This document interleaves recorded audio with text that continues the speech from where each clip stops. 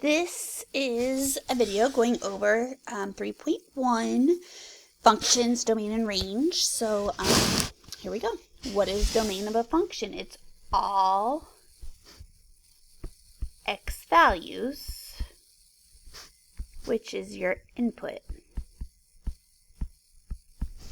What is the range of a function? It's all y values, which are your output.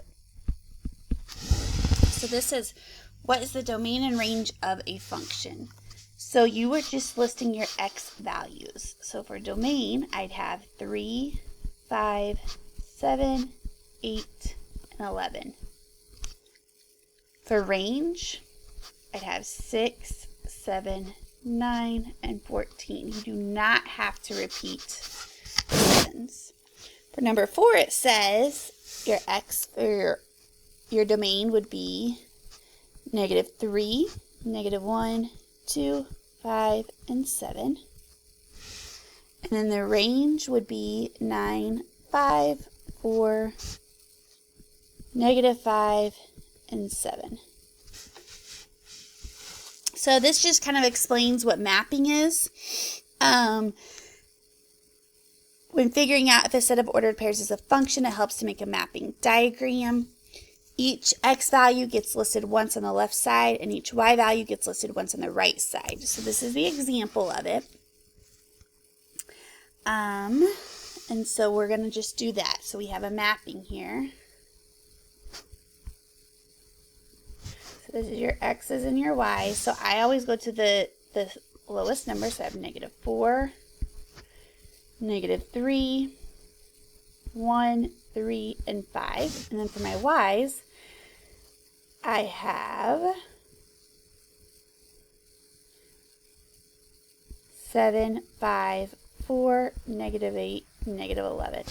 And then you just map out. So -4 goes to 7, -3 goes to 5, 1 goes to 4, 3 goes to -8, and 5 goes to -11.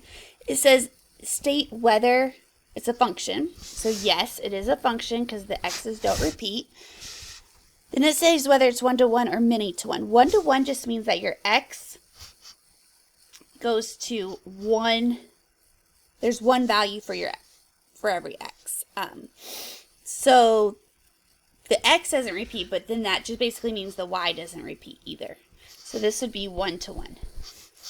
So now if we did this one, I have -4,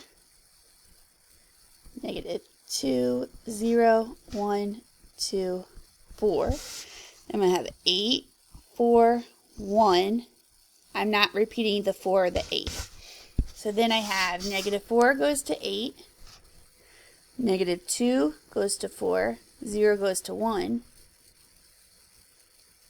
Oh, that I didn't need a 1. I added an extra number in there. I'm sorry. So 2 also goes to 4, and 4 also goes to 8. So this is many-to-1. All right, so let's look at this one. Same thing. My two circles, -6, -5, 3, 6, and I'm going to have 7, 6, 5, -4, and 4. -6 goes to 7, -5 goes to 6, 3 goes to 5, 3 goes to -4, and then 6 goes to 4. So no, this is not a function. Then it's, okay. This one up here is a function because the x's did not repeat. So this is not a function because 3 is going to 2 different places. So remember, if I'm going to Philly, my plane is only going to Philly. It's not half the plane's not going to Philly, half of it's not going to Texas. Okay, so then on this next one for graphs, I am going to do vertical line test. So you take your vertical line and you go across and see, I have my vertical line here. It hits that graph more than once at a time. You can't really see that. Let's try right there. So that would not be a function.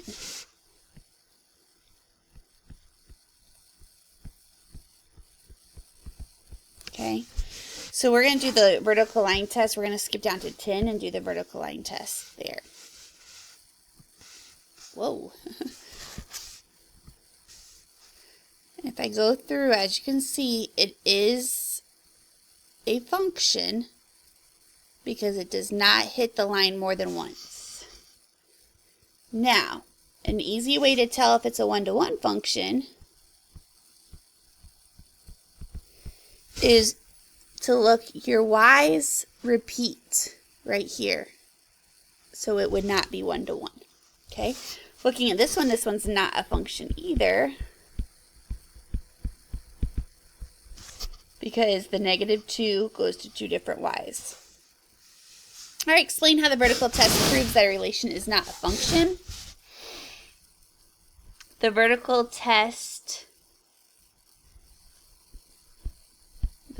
line test shows